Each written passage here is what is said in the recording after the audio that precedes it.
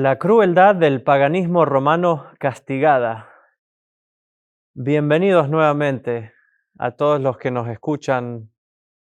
¿Se alegraron alguna vez cuando un gobierno déspota se desmoronó y se estableció en ese país un sistema democrático finalmente que garantizó la libertad individual? Al grito de libertad, igualdad y fraternidad, miles se regocijaron anteriormente en Francia cuando terminaron con la monarquía, aunque no por mucho tiempo, porque eso trajo nuevos desafíos para los derechos humanos. Así también se alegraron los países de América que se independizaron del régimen monárquico que los tenía sometidos. Y así vemos también en la Biblia que se alegraron los hebreos cuando cayeron los imperios que los oprimían, ¿no? Efectivamente, se alegraron los israelitas del otro lado del Mar Rojo y alabaron a Dios por su liberación. Leamos en Éxodo 15, 1, 2 y 21. Entonces Moisés y los hijos de Israel cantaron este cántico al Eterno y dijeron: Canto al Eterno porque ha triunfado gloriosamente. Al caballo y a su jinete ha arrojado al mar. Mi fortaleza y mi canción es el Eterno, y ha sido para mí salvación. Este es mi Dios y le glorificaré, el Dios de mi Padre, y lo ensalzaré. Cantad al Eterno porque ha triunfado gloriosamente. Al caballo y su jinete ha arrojado al mar. El mismo gozo se describe cuando Dios libera a Israel de Asiria. Leamos: Canta, oh hija de Sión, da voces de júbilo, oh Israel, gózate y regocíjate de todo corazón, oh hija de Jerusalén. El Eterno ha quitado el juicio contra ti, ha echado fuera a tu enemigo. Sofonías 3, versículos 14 al 15. Veamos el gozo del pueblo de Dios cuando la antigua Babilonia fue destruida. Entonces gritarán de gozo sobre Babilonia, el cielo y la tierra y todo lo que en ellos hay, porque del norte vendrán a ella destructores, declara el Eterno, en Jeremías 51, 48. Gritad de júbilo, cielos, porque el Eterno lo ha hecho. Gritad de alegría, profundidades de la tierra. Prorrumpid montes en gritos de júbilo, y el bosque y todo árbol que en él hay, porque el Eterno ha redimido a Jacob y ha mostrado su gloria en Israel. Isaías 44, 23. Puedo imaginarme el gozo tremendo que habrá algún día que se extenderá entre los fieles cuando la gran Babilonia de los últimos días finalmente sea destruida para siempre. Leamos: Aleluya, la salvación y la gloria y el poder pertenecen a nuestro Dios, porque sus juicios son verdaderos y justos, pues ha juzgado a la gran ramera que corrompía la tierra con su inmoralidad y ha vengado la sangre de sus siervos en ella. Apocalipsis 19, 1 al 2.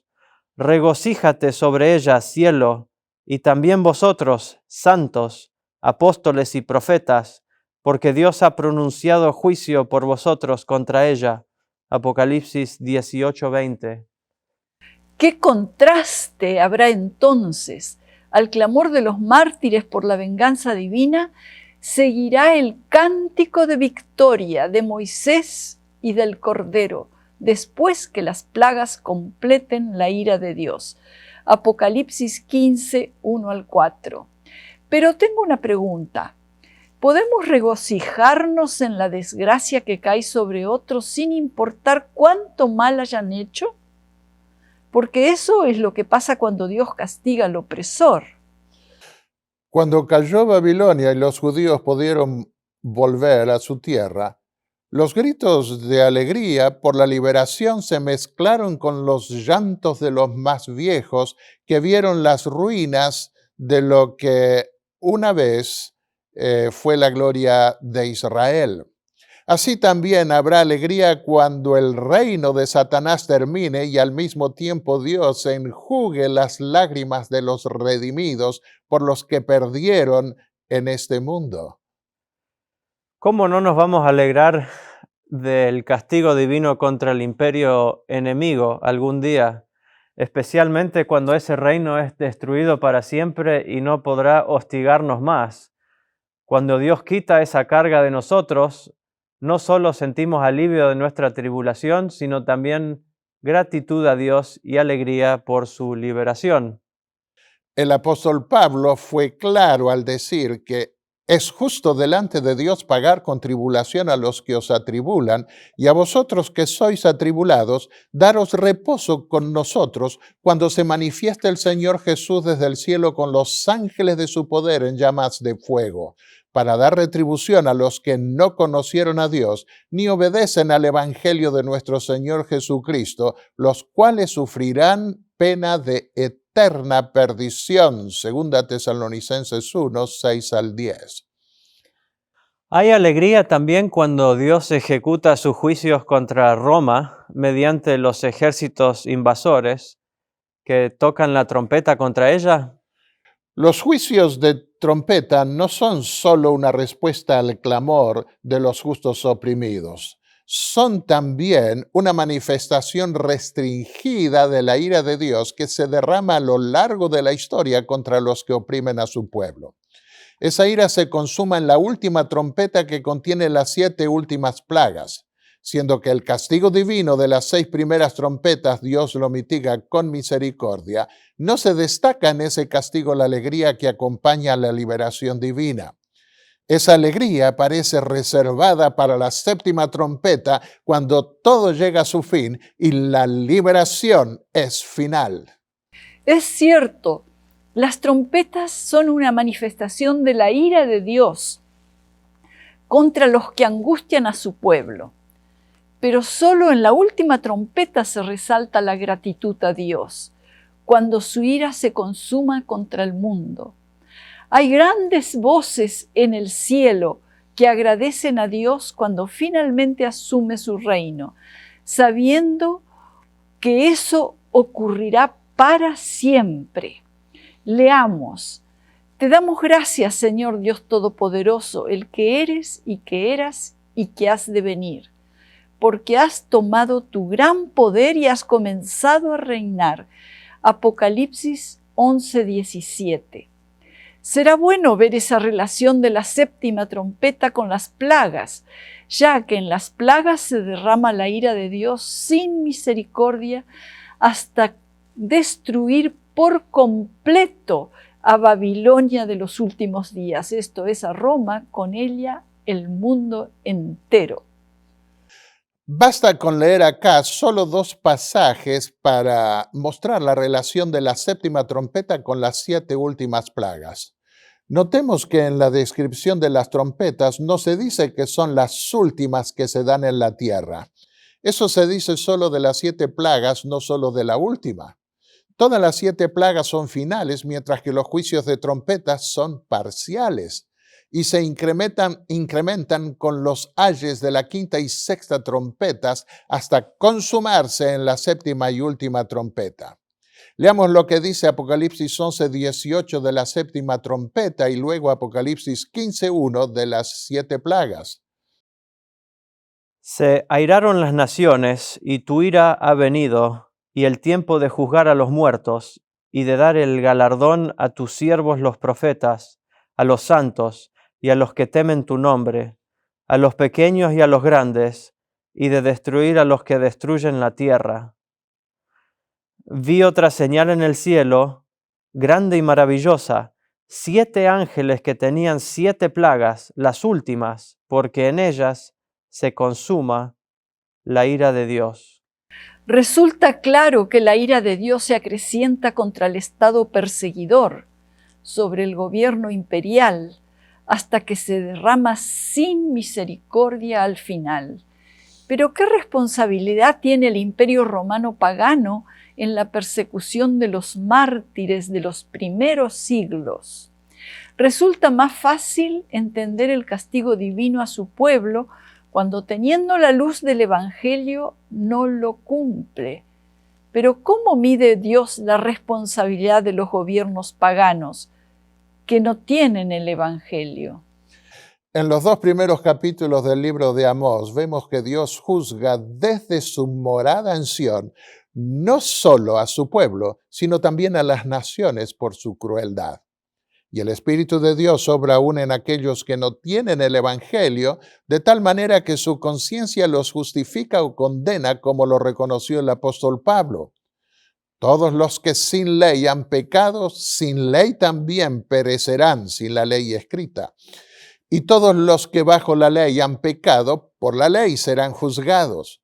Cuando los gentiles que no tienen ley, escrita como los judíos, revelada por Dios, hacen por naturaleza lo que es de la ley, estos, aunque no tengan ley, son ley para ellos mismos, para sí mismos, mostrando la obra de la ley escrita en sus corazones, dando testimonio a su conciencia y acusándoles o defendiéndoles sus razonamientos en el día que Dios juzgará por Jesucristo los secretos de los hombres, conforme a mi evangelio. Romanos 2, versículos 12 al 16. En la misma epístola a los Romanos, en el capítulo 13 específicamente, el apóstol Pablo considera a las autoridades civiles romanas como siervos de Dios para castigar al malo. Aunque no lo sepan, esas autoridades del Estado civil sirven a Dios también. Su fuente de autoridad está en la ley natural, mientras que las leyes de la Iglesia provienen de una revelación especial. Cuando esas autoridades civiles del Estado romano, en lugar de castigar a los malos, se pone a castigar a los cristianos por obedecer la revelación divina, no cumplen la ley natural que está en sus conciencias, sino que se rebelan contra Dios, y quien toca a los hijos de Dios, dice Zacarías, toca la niña de su ojo. Capítulo 2, versículo 8. ¿Quiere decir entonces que las trompetas del Apocalipsis son juicios de Dios contra el Estado, porque en lugar de perseguir a los que roban y matan, persiguen a los que obedecen a Dios? Así es. Y así fue entendido a lo largo de la historia por muchos que procuraron entender el propósito de los juicios divinos en la historia. Aunque en el Imperio Romano Occidental se perdió en gran manera esta perspectiva porque al irse convirtiendo los emperadores en apariencia el cristianismo, terminaron creyendo que el mundo iba a convertirse y no iba a necesitar ser castigado. Pero en el Imperio Romano Oriental hubo quienes vieron en las invasiones bárbaras que caían sobre el imperio uno de los castigos divinos que habían sido anunciados contra ese imperio opresor.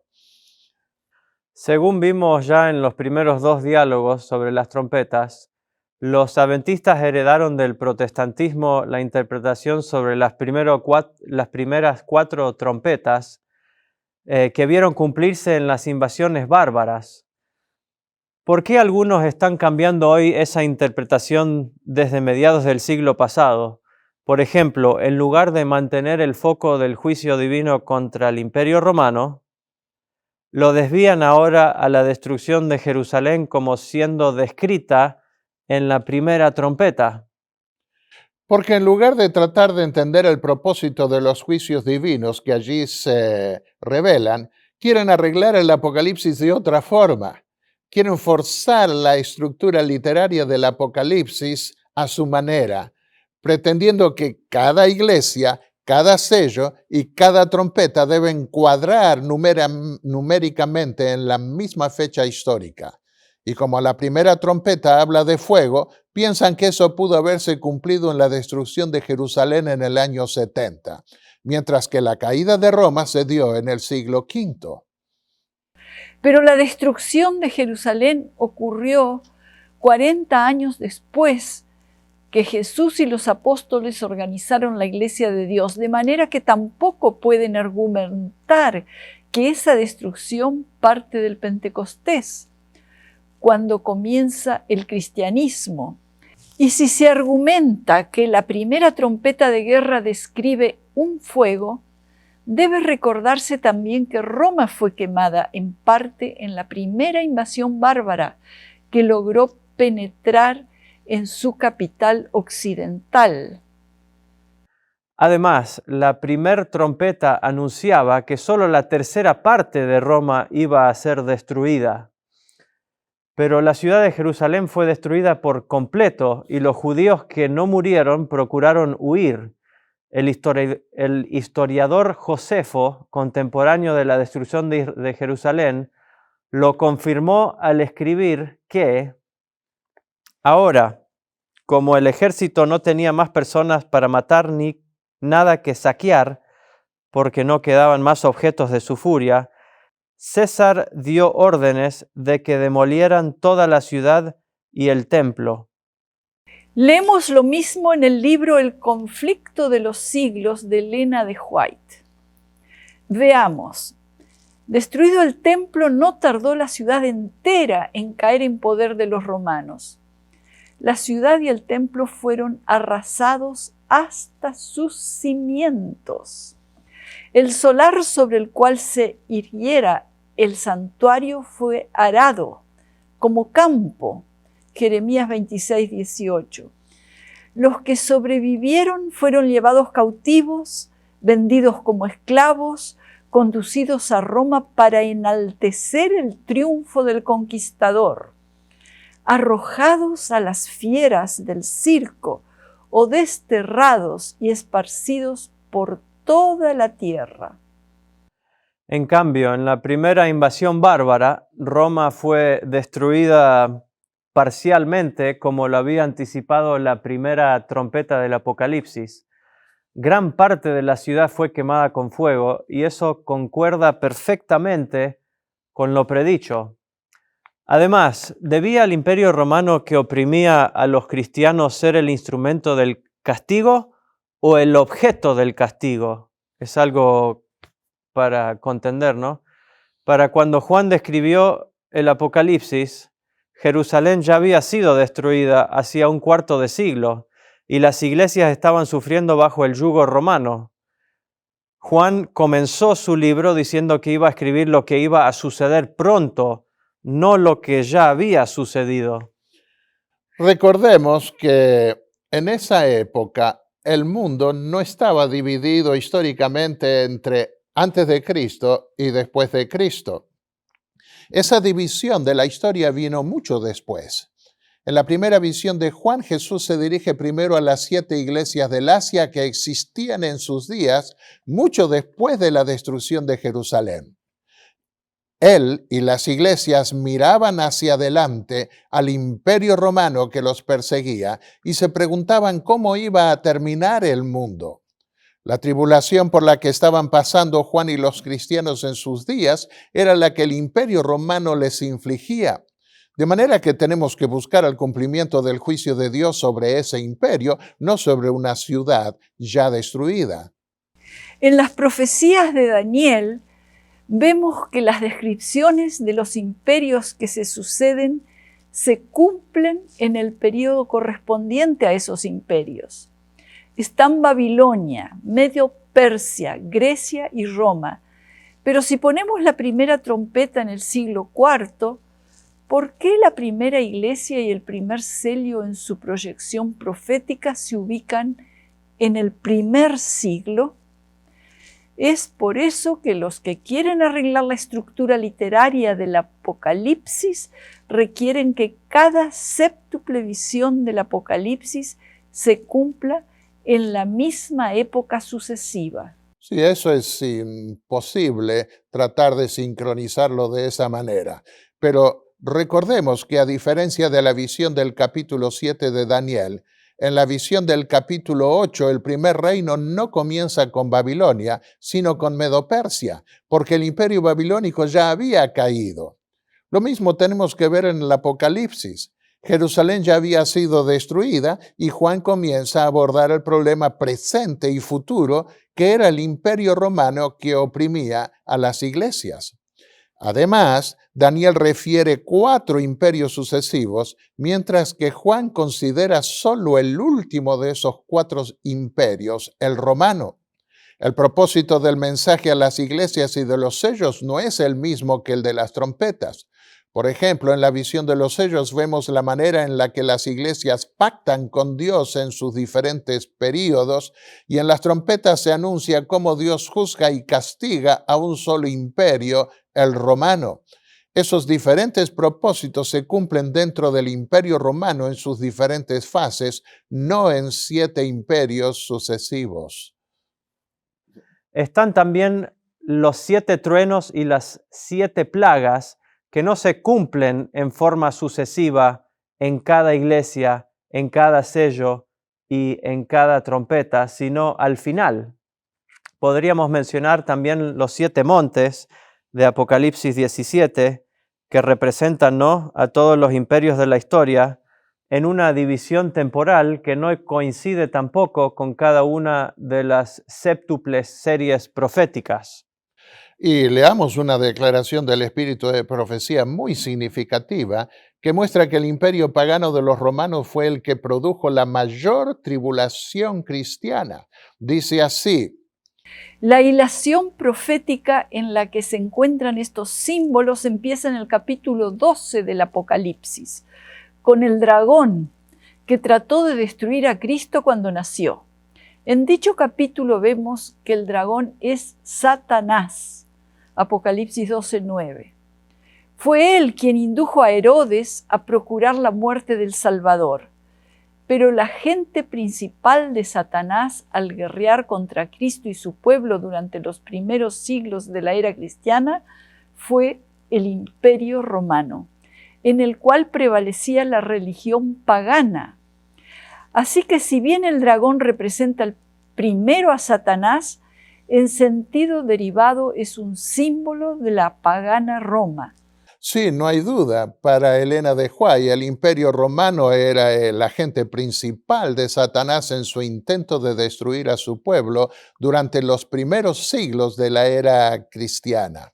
Tenemos que mirar a Roma no como el instrumento del castigo divino, sino como siendo el objetivo de los juicios de Dios. Y esto lo vemos por primera vez en las invasiones bárbaras.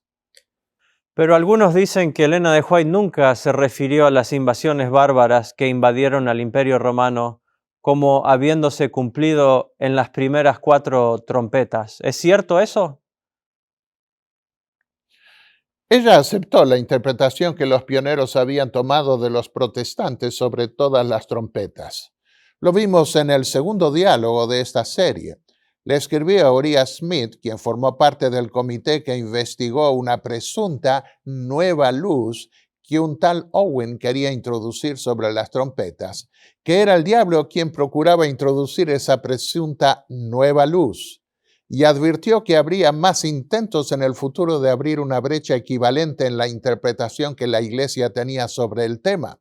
De manera que, si bien no mencionó las 4 primeras trompetas, confirmó la decisión del Congreso de la Asociación General de rechazar la nueva luz que se quiso introducir sobre esas trompetas.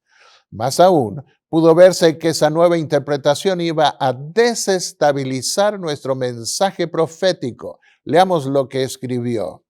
Cuando el hermano Owen vino a mí con nueva luz, casi me dio un escalofrío, porque sabía que era una estratagema de Satanás. Según lo que le ha placido a Dios mostrarme, se levantarán los tales todo el tiempo y muchos más que ellos, reclamando tener una nueva luz, que es una cuña de entrada. Es el propósito de Satanás ahora levantar nuevas teorías que distraigan la mente de la verdadera obra y del mensaje divino para este tiempo. Incita las mentes para dar falsas interpretaciones de la Escritura. Y por otro lado, los bárbaros estuvieron ya invadiendo el Imperio Romano desde los días de Juan en el primer siglo. ¿Cómo iba Dios a representar su castigo a ese imperio, sino mediante los 4 golpes más decisivos que cayeron después sobre la capital de ese imperio? y que terminaron la historia de los Césares en ese imperio occidental. Creo que el problema está en quienes no ven claramente las trompetas del Apocalipsis a la luz de las 3 tribulaciones básicas que describe el apóstol. La primera vez que Juan habló de la tribulación, se refirió a la tribulación que estaba causando el Imperio Romano y que lo tenía a él mismo desterrado en la isla de Patmos. Yo, Juan, vuestro hermano y copartícipe vuestro en la tribulación, en el reino y en la paciencia de Jesucristo, estaba en la isla llamada Patmos, por causa de la palabra de Dios y el testimonio de Jesucristo. Yo estaba en el Espíritu, en el día del Señor, y oí detrás de mí una gran voz como de trompeta que decía: yo soy el Alfa y la Omega, el primero y el último. Escribe en un libro lo que ves y envíalo a las 7 iglesias que están en el Asia. Apocalipsis 1, 9 hasta el 11. Los judíos podían molestar a algunos cristianos, pero en esa época no eran el agente principal de la persecución que sufrían los cristianos. Hasta los mismos judíos eran fuertemente perseguidos por los romanos. Veamos varios pasajes que nos muestran las persecuciones que los apóstoles estaban sufriendo bajo el yugo romano. Ya vimos que Juan se identificó con la tribulación y paciencia de los cristianos que sufrían entonces bajo el Imperio Romano. Pablo relacionó también la tribulación con la paciencia cuando escribió: nos alegramos aún en las tribulaciones, al saber que la tribulación produce paciencia. Romanos 5:3. Todos los que quieran vivir piadosamente en Cristo Jesús serán perseguidos. 2 Timoteo 3:12. Jesús fue claro al advertir a sus discípulos que iban a sufrir tribulaciones a causa de su nombre. Leamos: viene la hora cuando el que os mate pensará que rinde servicio a Dios. En el mundo tendréis aflicción, pero tened buen ánimo. Yo he vencido al mundo. Juan 16, versículo 2 y 33. Os envío como ovejas en medio de lobos. Seréis odiados por todos por mi nombre. El que no toma su cruz y sigue en pos de mí no es digno de mí. El que halle su vida la perderá, y el que pierda su vida por causa de mí la hallará. Mateo 10, versículos 16, 22 y 38 al 39. Si el mundo os aborrece, sabed que a mí me aborreció antes que a vosotros. Acordaos de lo que os dije: el siervo no es mayor que su señor. Si a mí me han perseguido, también a vosotros os perseguirán.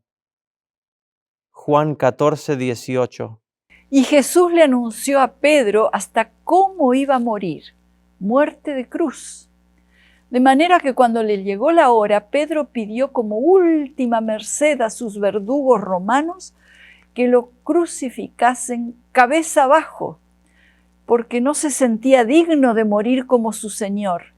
Esto fue lo que Jesús le dijo: cuando eras más joven te ceñías e ibas donde querías, pero cuando seas anciano extenderás tus manos y otro te ceñirá y te llevará donde no quieras.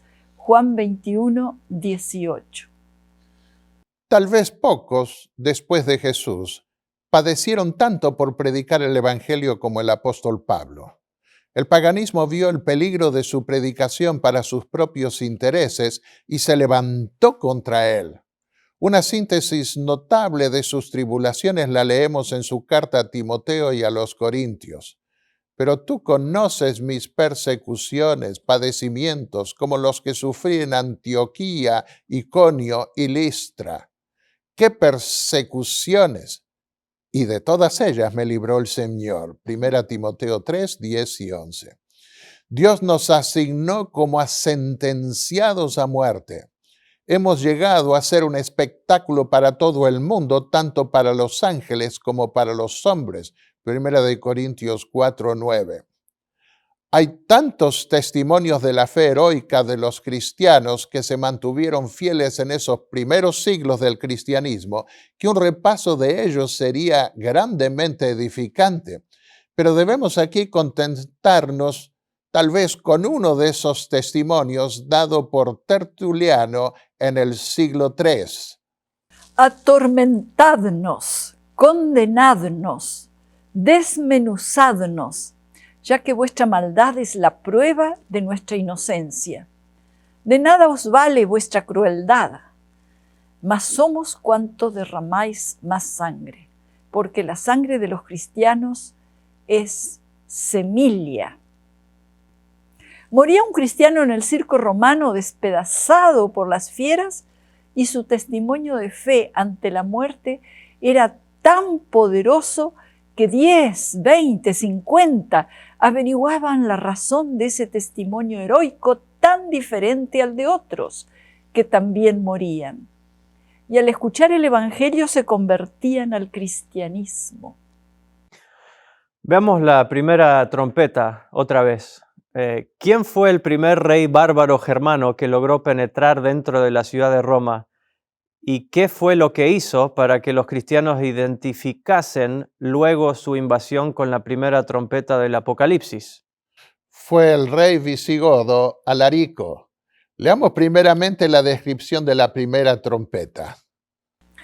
Tocó el primer ángel su trompeta y fueron arrojados sobre la tierra granizo y fuego, mezclados con sangre, y se quemó la tercera parte de la tierra, la tercera parte de los árboles y toda la hierba verde. Apocalipsis 8:7. Nunca desde la invasión del general cartaginés varios siglos antes de Cristo había un ejército podido atacar la ciudad de Roma, la misma capital del imperio, y penetrar dentro de ella, destruyendo gran parte de la ciudad. El hecho conmocionó a todo el mundo, inclusive a los cristianos que consideraron que ese era un castigo divino por los vicios de la ciudad y el paganismo que todavía imperaba allí. Es un hecho que las invasiones germánicas o bárbaras fueron debilitando ya desde el primer siglo el poder del Imperio Romano en su parte occidental. Podemos verlo en el siguiente mapa de la pantalla, hasta que los bárbaros se volvieron tan poderosos que en el siglo V terminaron con ese reinado déspota de los Césares. Pero para ese entonces los emperadores se habían convertido al cristianismo. ¿Podemos decir, por consiguiente, que este castigo divino cayó sobre el imperio pagano? La conversión de los emperadores fue nominal. Mantenían las mismas fórmulas paganas de poder mientras aparentaban convertirse al cristianismo. Incluso el Senado siguió siendo pagano en su mayoría. Y la discusión que se dio entre cristianos y paganos luego que Alarico invadió Roma muestra que el paganismo estaba bien representado todavía en el imperio. Los paganos dijeron que el Dios de los cristianos no había podido proteger a Roma como lo habían hecho los antiguos dioses del imperio. Y los cristianos dijeron que el castigo se debía a que el paganismo continuaba operando allí. Tengamos en cuenta que esta fue la primera vez en casi 800 años en que Roma había caído ante un enemigo, nos dicen los historiadores. Grandes secciones de Roma fueron quemadas. Debemos tener en cuenta también que Alarico había adoptado el cristianismo arriano, de manera que no atacaba a las iglesias cristianas porque decía: hago guerra contra los romanos y no contra los apóstoles del Señor. Saqueaba y destruía los templos paganos de tal manera que los paganos buscaban protección en los templos cristianos. Granizo mezclado con sangre. ¿Cómo se cumplió esta descripción en la primera invasión de Alarico? ¿Se usan estas expresiones en la Biblia para referirse a los ejércitos? Es evidente que esa descripción es figurativa, porque nunca cae granizo mezclado con sangre. El sentido obvio es que esa primera invasión mostró algunas similitudes con la manera en que cae el granizo, con sus consecuencias en el derramamiento de sangre. Así describieron los profetas en el Antiguo Testamento los ataques de los imperios enemigos sobre el reino de Samaria y la manera en que fue posteriormente destruido el imperio de Asiria. Leamos unos pasajes de Isaías y el comentario de un historiador sobre la manera en que Alarico tomó Roma. He aquí uno fuerte y poderoso de parte del Señor, como tormenta de granizo, tempestad destructora, como tormenta de violentas aguas desbordadas. Los ha lanzado a tierra con su mano, con los pies es hollada la corona de arrogancia de los ebrios de Efraín. Isaías 28, versículos 2 y 3. Con furia de ira y llama de fuego consumidor, con turbión, aguacero y piedra de granizo. Isaías 30, versículo 30. Alarico tomó Roma con ira y venganza en su corazón, dijo el historiador Larned en el libro The New Learned History. Enormes bosques y plantaciones pertenecían a los senadores. Eran parte de la lujuria romana. El jardín de Sallust fue quemado. Siendo que a veces se usa en la Biblia la figura de los árboles como símbolos de hombres, algunos han destacado la respuesta de Alarico a los senadores cuando le advirtieron que había una cantidad de gente muy grande que vivía en la ciudad. Cuanto más espesa es la hierba, mejor se cosecha. Se nos dice que Alarico prefería hacer paz con las murallas y pedía en cambio tierras, cereales y dinero. ¿Cómo podemos entender la declaración de que una tercera parte fue quemada? Esa es una expresión idiomática que se emplea a menudo en la Biblia y que significa, en este caso, que la destrucción es parcial. En efecto, Roma no fue totalmente quemada, pero podría también entenderse como una referencia a una de las 3 capitales del imperio que fue tomada. Roma, no Ravenna ni Constantinopla fue tomada. Alarico tomó Roma 3 veces en los años 408 y 410. Los historiadores se refieren a las invasiones de Alarico como marcando el comienzo de la decadencia romana. Hay también una conexión geográfica que se podría resaltar en la primera trompeta.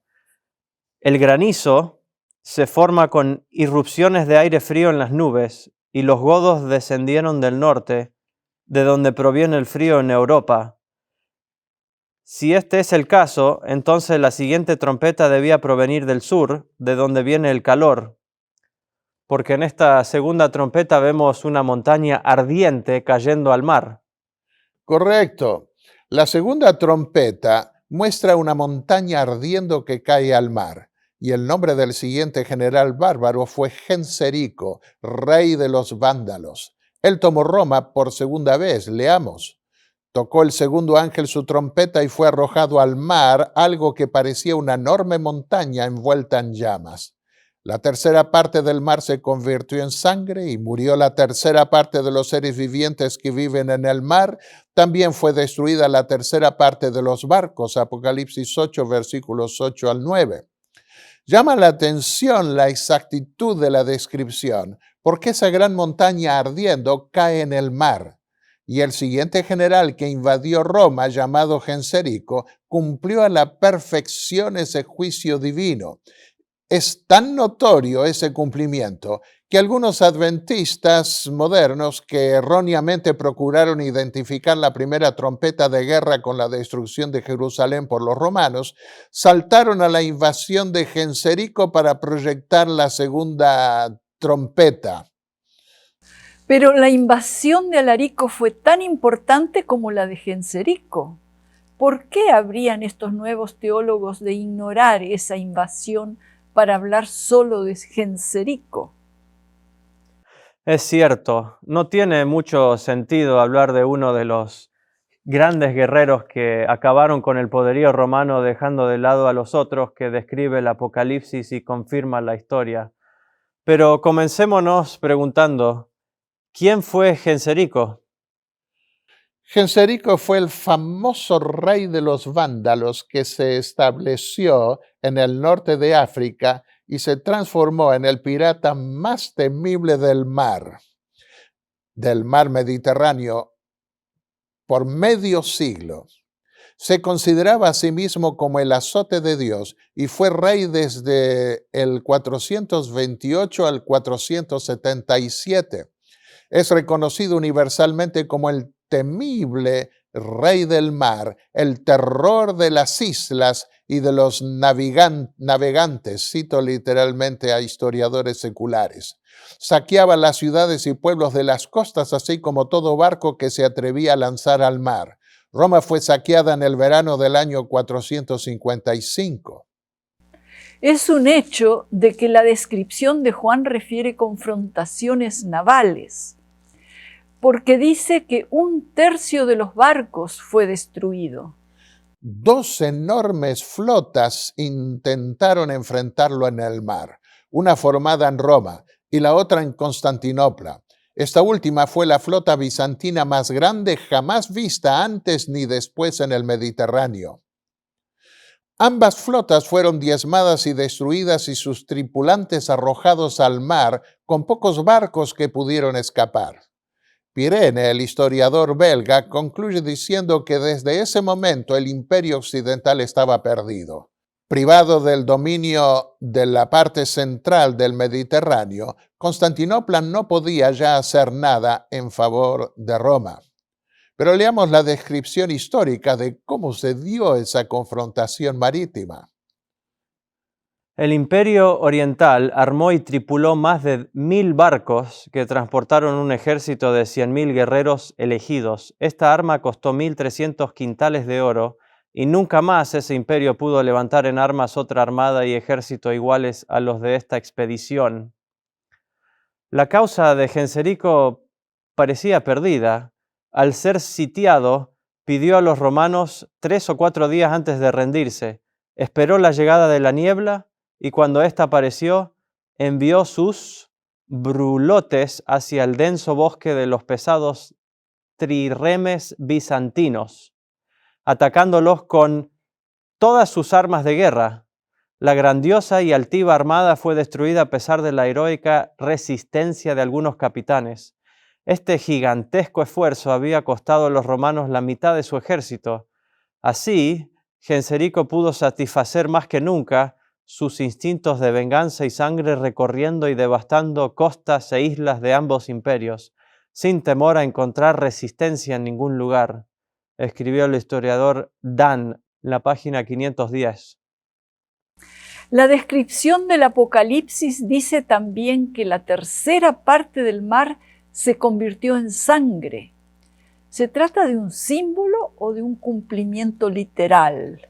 Es evidente que al haber guerras navales se iba a arrojar mucha sangre al mar. Además de destruir gran parte de la flota romana con la cantidad de cadáveres que se hundieron junto con los barcos en el mar, Genserico dejaba a veces vivos a los principales hombres de las ciudades que despojaba para degollarlos en mar abierto. Cierta vez, después de matar todos los habitantes de una ciudad, Genserico se llevó 500 personas importantes a las que mató y arrojó al mar, sembrando las aguas con sus cuerpos destrozados. Falta explicar todavía el significado de la muerte de la tercera parte de los seres vivientes que viven en el mar. ¿Cómo se cumplió eso? ¿Murió la tercera parte de la fauna marina? No lo creo. Por un lado vemos a Babilonia en Jeremías 51:25, retratada figurativamente como una montaña destruidora. Por consiguiente, la destrucción de las criaturas vivientes en el mar debía ser igualmente figurada. Podría referirse a los que viven a la orilla del mar, porque Genserico destruyó docenas de ciudades en las costas del mar Mediterráneo. Pero podría también tratarse de una destrucción parcial del comercio marítimo. Eso es lo que vemos en algunos pasajes del Antiguo Testamento, en donde el castigo de Dios a Israel llega hasta los peces del mar, Oseas 4:3, Sofonías 1:3. El comercio de peces era muy común en los tiempos antiguos, aún en ciudades no marítimas como la de Jerusalén, según leemos en Nehemías 13:16. Así, la segunda trompeta parece implicar la destrucción parcial del comercio marítimo. Leí en tus dos libros sobre las trompetas que Genserico era cristiano arriano y creía que el cristianismo se había paganizado, por lo que esta vez saqueó y destruyó no solo los templos paganos, sino también los cristianos. Así es, leamos otra descripción que dan los historiadores de este temible pirata del mar. Los propietarios eran asesinados o cruelmente expulsados y perseguidos. Genserico ahogaba en torrentes de sangre los motines y la sedición de los suyos, y saqueaba todas las costas, pueblos e islas mediterráneas donde podía ir. A bordo de sus aterradoras barcas, no asignaba ningún rumbo al piloto, porque decía que el viento y la paga los conducirían hacia aquellos que Dios había abandonado. Leo de tu libro los comentarios que hacen de Genserico otros historiadores, porque creo que es importante. Como Atila, Genserico fue el flagelo de la humanidad, el terror de los pueblos, y como la tempestad desencadenada en lugar de guardar y crear, no hizo otra cosa que destruir a sus vecinos, así como a su propia gente y a todos los pueblos donde llegaron sus operaciones e influencias. Genserico era un rey destructor y espantoso, el rey del terror. Fue una de las figuras más imponentes de la época de la incursión realizada por los pueblos bárbaros. La invasión de Genserico fue tan terrible que aún hoy se usa el término vandálico para describir una destrucción equivalente a la que los vándalos llevaron a cabo. El profano e incrédulo Gibbon, historiador Gibbon, concluyó así su historia del general vándalo y de su efecto en la caída del Imperio Romano. Genserico, un nombre que en la destrucción del Imperio Romano ha merecido un rango igual que los nombres de Alarico y Atila. El tercer invasor mencionado por Gibbon es el que se relaciona específicamente con la siguiente trompeta. Leamos la descripción de la tercera trompeta. El tercer ángel tocó la trompeta y cayó del cielo una gran estrella, ardiendo como una antorcha, y cayó sobre la tercera parte de los ríos y sobre las fuentes de las aguas. Y el nombre de la estrella es Ajenjo. Y la tercera parte de las aguas se convirtió en ajenjo. Y muchos hombres murieron a causa de esas aguas, porque se hicieron amargas. Apocalipsis 8, versículos 10 al 11. Si la primera trompeta cayó sobre la tierra como granizo que vino del frío norteño, y la segunda provino del calor sureño como un volcán ardiendo que cae sobre el mar, la tercera trompeta debe provenir del oriente, porque las estrellas, según nuestra perspectiva visual, vienen del oriente, ¿no? Correcto. El siguiente general que invadió Roma fue Atila, el rey de los hunos, quien vino del oriente y luego de atacar el imperio oriental y devastar sus tierras, se extendió hasta la Roma occidental. Atila gobernó el mayor imperio europeo de su época, desde el año 434 al 453, cuando murió. Desde el año 444 fue considerado como el hombre más poderoso de Europa. Como Genserico, se autoproclamó el azote de Dios y lo incluyó entre sus títulos reales. Roma se salvó porque, según la leyenda, el Papa León, con la supuesta ayuda de San Pedro y San Pablo, habría salido de la ciudad con una comitiva para pedirle que no la destruyera. La caída de una estrella sobre los ríos, llamada Ajenjo, ¿tiene algo que ver con un ejército? El símbolo de las estrellas también se emplea para representar el escuadrón del pueblo de Dios que cae sobre sus enemigos y ejecuta de esta manera los juicios divinos sobre los opresores. En Jueces 5, 20 y 21, por ejemplo, encontramos la batalla de los israelitas contra los cananeos. En memoria de esa batalla compusieron un salmo poético donde los líderes de Israel cantaron: desde los cielos pelearon las estrellas, desde sus órbitas pelearon contra Sísara, los barrió el torrente de Sisón. Las estrellas representan aquí a los israelitas y a los ángeles que invisibles estaban con ellos en la batalla. También se representa su victoria sobre los enemigos como un río que desemboca y destruye a los enemigos. Esta combinación de símbolos se ofrece de nuevo en la tercera trompeta. Él decía: las estrellas caen, la tierra tiembla, me refiero a Atila, soy el martillo del mundo. ¿Se compara a Atila con el ajenjo, una hierba amarga que cae sobre los ríos que se vuelven amargos, como vemos? Pero ¿qué significado puede extraerse de esta descripción? Es notable cómo los historiadores acostumbran a ubicar los movimientos de Atila en torno a los ríos. Eso es comprensible porque los hunos provinieron del río Volga y se acostumbraron a moverse en torno a los ríos, como acostumbran a hacerlo hasta hoy los pueblos migrantes. Extraigo algunas declaraciones de esos historiadores. Marchó del Mar Negro al río Danubio, inundando las provincias del imperio. Desde 440, los hunos atacaron las ciudades-estados a lo largo del Danubio.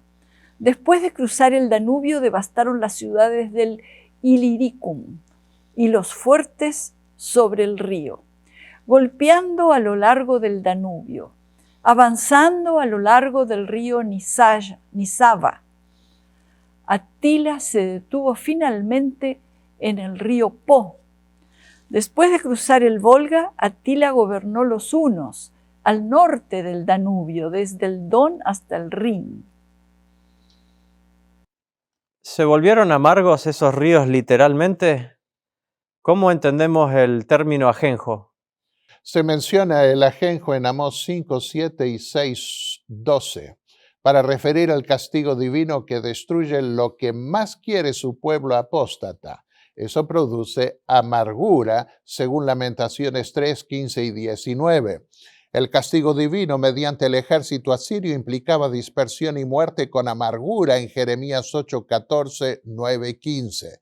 Y eso fue lo que significó Atila para el Imperio Romano.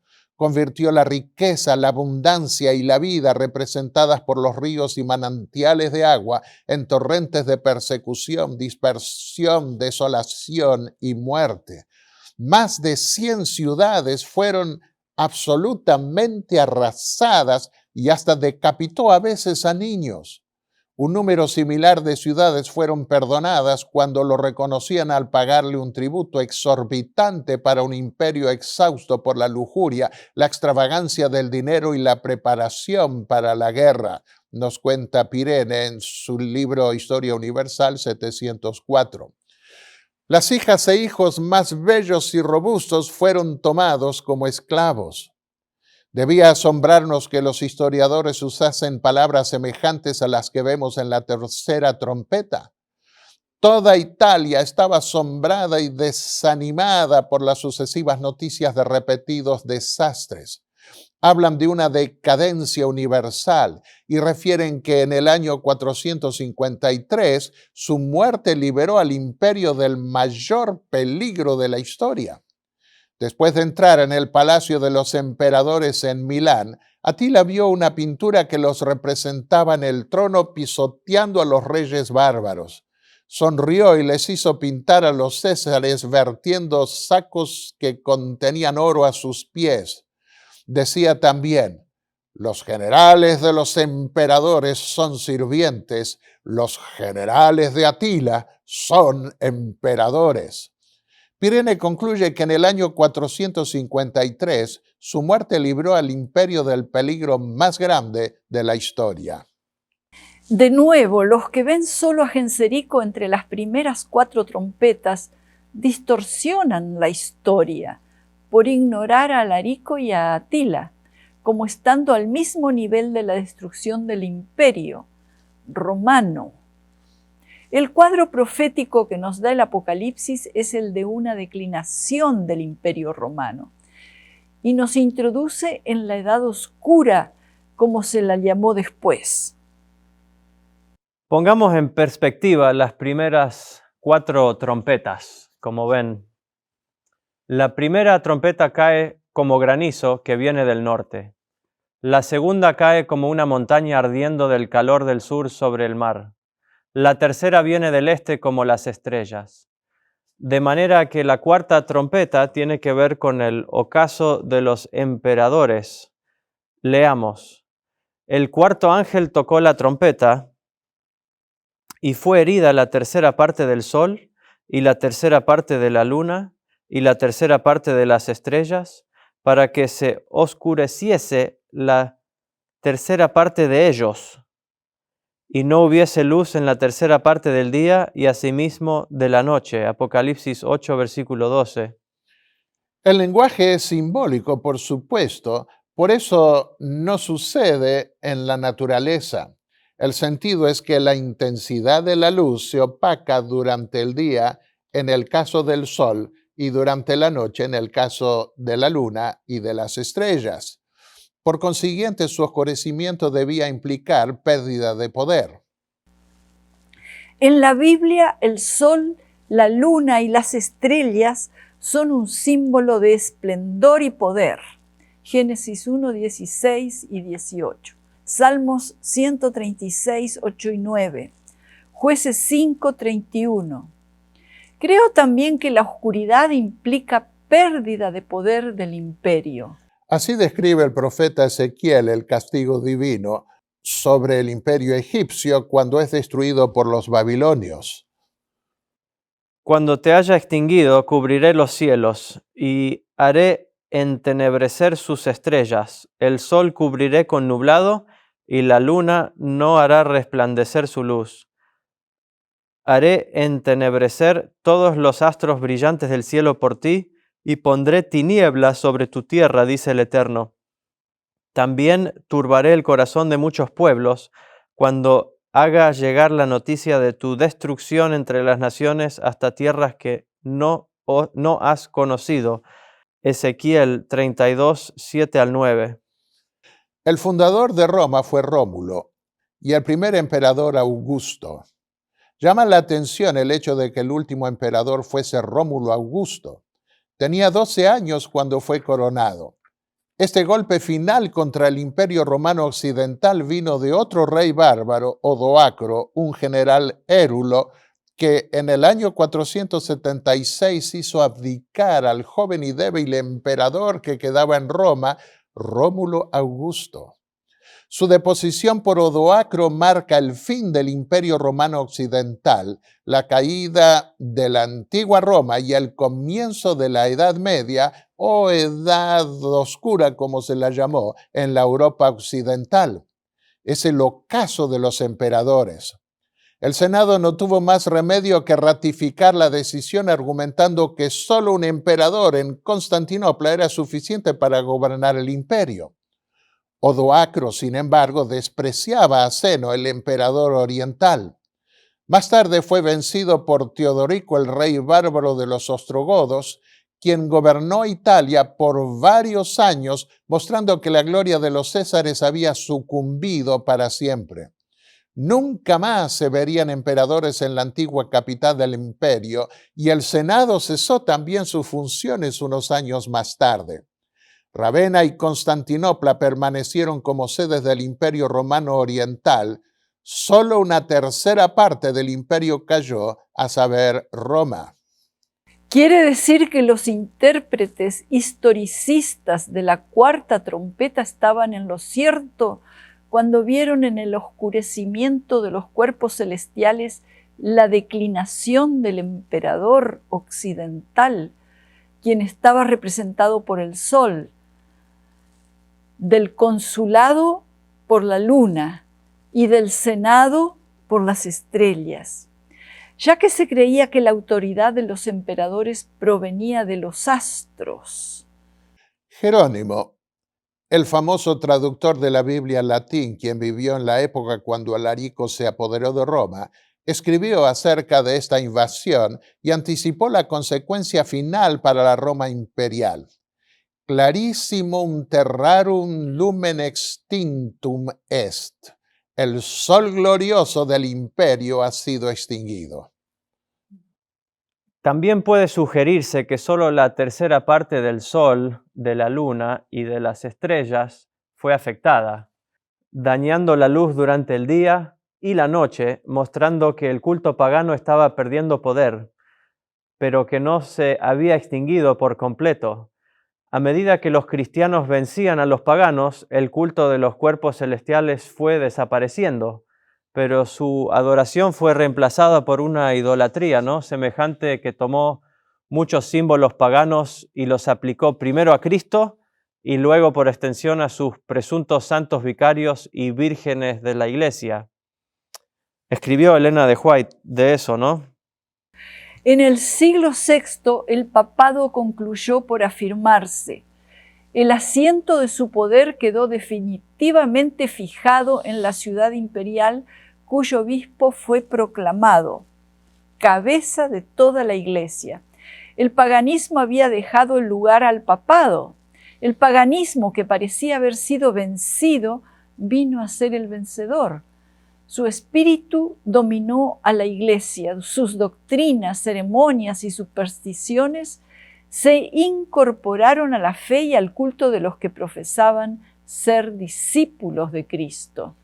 Esto pasó, por ejemplo, con el disco del sol que se dibujaba detrás de la cabeza de un hombre en el culto pagano y que comenzaron a ponerlos en los cuadros de los santos de la iglesia.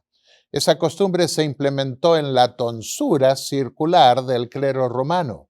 ¿Cuál fue el resultado? Falta de luz en una tercera parte del día y de la noche. En síntesis, el cuarto juicio de Dios contra el Imperio Romano cae especialmente sobre su sistema imperial y religioso, el que, aún así, conserva algo de su esplendor pagano. Esto estaba representado por los pies de la estatua de los imperios que vio Daniel, que muestra cómo el Imperio Romano se fragmentó con una mezcla de hierro con barro. Bien, ya vimos el cumplimiento de las primeras 4 trompetas. El hecho de que Dios no olvida a quienes son fieles en medio de las tribulaciones de este mundo fortalece mi fe en que Dios guardará hasta el fin a todos los que confíen en Él y quieran vivir eternamente en su reino. Todos pasamos por pruebas y no debemos desanimarnos por ello.